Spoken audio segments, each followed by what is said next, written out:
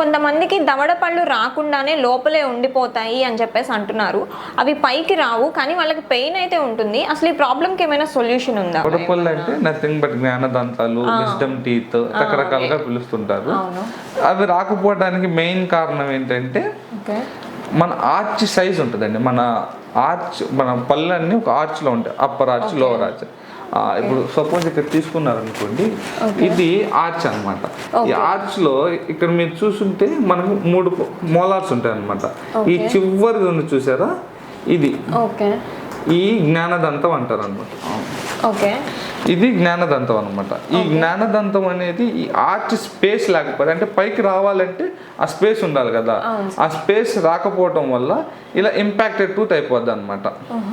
ఇక్కడ స్పేస్ ఉంటే ఏమవుతుందంటే ఇలా టూత్ పైకి వచ్చేస్తుంది చూసారా ఇక్కడ. సో లేదంటే ఇంపాక్టెడ్గా అలాగ చిగురులోనే ఉండిపోద్ది. దానివల్ల ఏంటంటే అక్కడ ఇన్ఫెక్షన్ ఫామ్ అయ్యే అవకాశం ఉంటుంది.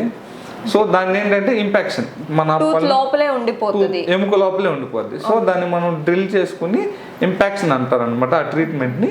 సో దానివల్ల జ్ఞానదంతాల వల్ల మనకి ఉపయోగం లేదు. మన జ్ఞానదంతం వల్ల తీసేటువంటి జ్ఞానం పోవటం అలాంటిది జరగదు.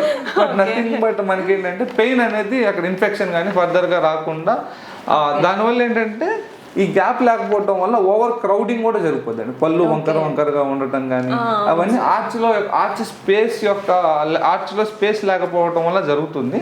వన్స్ మనం ఎప్పుడైతే ప్రాపర్ చేసుకుని ట్రీట్మెంట్ చేసుకుంటాం, అంటే అవసరం లేదు దాన్ని ఏదన్నా ట్రీట్మెంట్ చేసి పైకి తీసుకురావాల్సిన అవసరం లేదు. వన్స్ రాలేదంటే తీసి పడేయటమే. జ్ఞానదంతం రాలేదు అంటే మన ఆర్చ్ స్పేస్ ఆల్రెడీ లోపల ఉంటది. రాలేదంటే మనకి 28 పళ్ళే కనపడుతుంది అంటే 4 పళ్ళు లోపల ఉంటాయి. సో ఖచ్చితంగా వాటిని అంటే కావాలని తీర్చుకోవాల్సిన అవసరం లేదు. పెయిన్ వస్తుంది అనుకోండి, ఖచ్చితంగా మనం ఇంపాక్షన్ చేసుకుని తీసేసుకుంటే ఫర్దర్ కాంప్లికేషన్స్ ఏమి ఉండవు, రాకుండా ఉంటాయి.